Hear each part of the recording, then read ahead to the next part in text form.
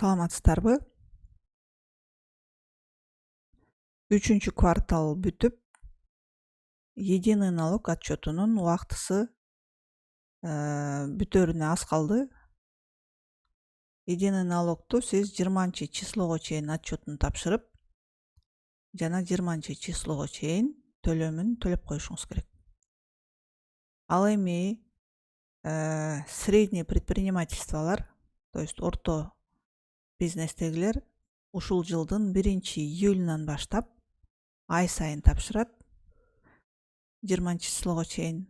Ал эми малый предпринимательство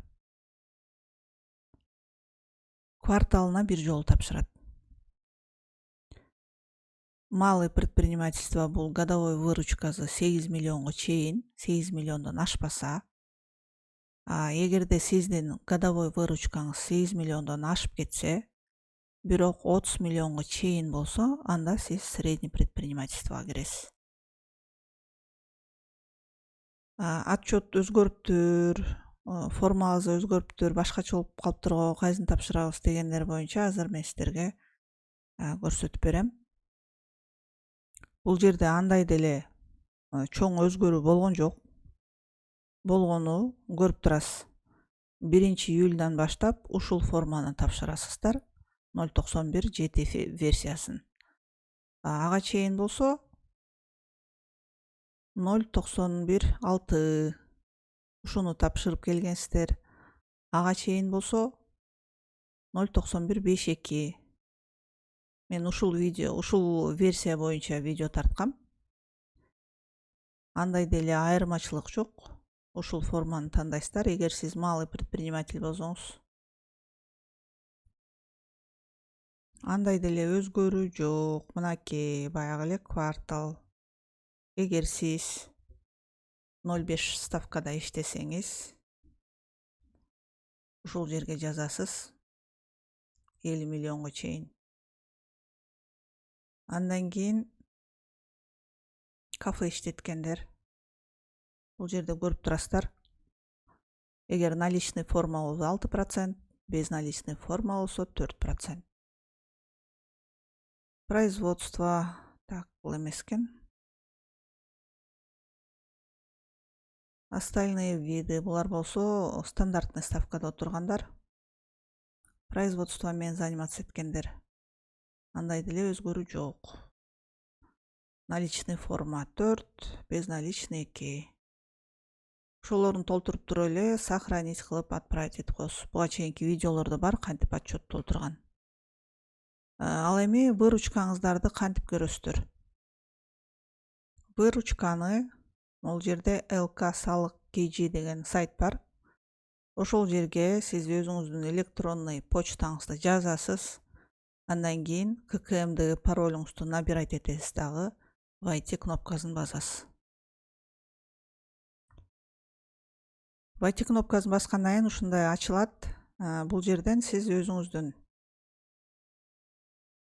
аты жөнүңүз жанагы ККМде кайсы адресте жайгашкан болсоңуз, ушул адрестериңиз жазылып болот. Андан кийин аналитика. Аналитиканы бассаңыз, бул жерде выручкаңыз чыгат.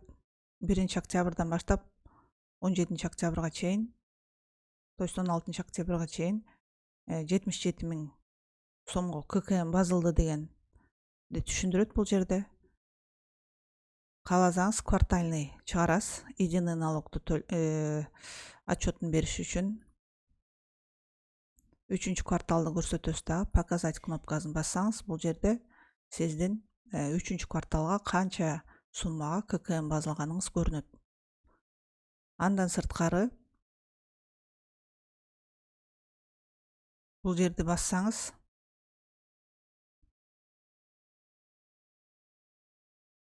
жазылуу,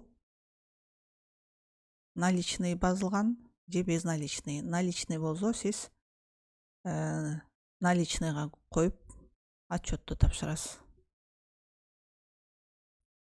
Эгер без наличный төлөм болгон болсо, анда бул жерде без нал дегенге 1200 деп турат.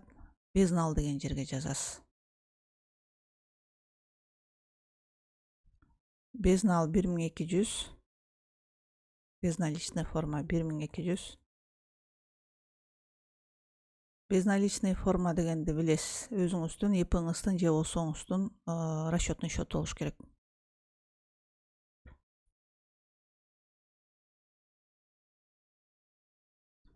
Наличный форма болгон болсо анда бул жакка жазасыз. Наличный формадан сиз 6% төлөйсүз. Эгер стандартный ставкада турган болсоңуз. Безналичныйда 4% төлөйсүз. Ошон үчүн өзүңүздүн ИП-ңыз болсо, ИП-ңызга расчетный счет ачтырсаңыз сизге жеңилирээк болот. Азыраак төлөйсүз мындайча айтканда. Эгер сиздерге видео түшүнүктүү жана пайдалуу болсо, сөзсүз түрдө комментарий калтырып, лайк коюп, поддержка алып туруңуздар.